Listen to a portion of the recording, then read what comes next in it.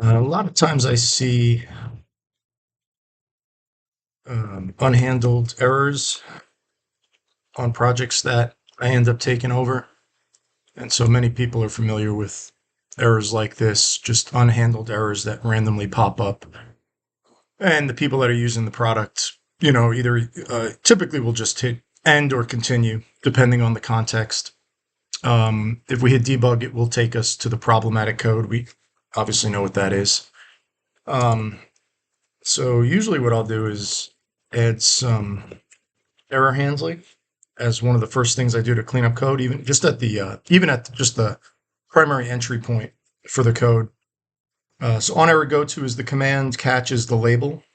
Just keep in mind in .NET there's a try catch finally. So that's the command. So if you port over, this label will not be valid. You'll have to use a different label. I'm going to add another label just indicating where we should resume our code in the event of capturing an error. Okay, we're going to exit the sub, and then we're going to build out our catch label. So what happens in the event of an error?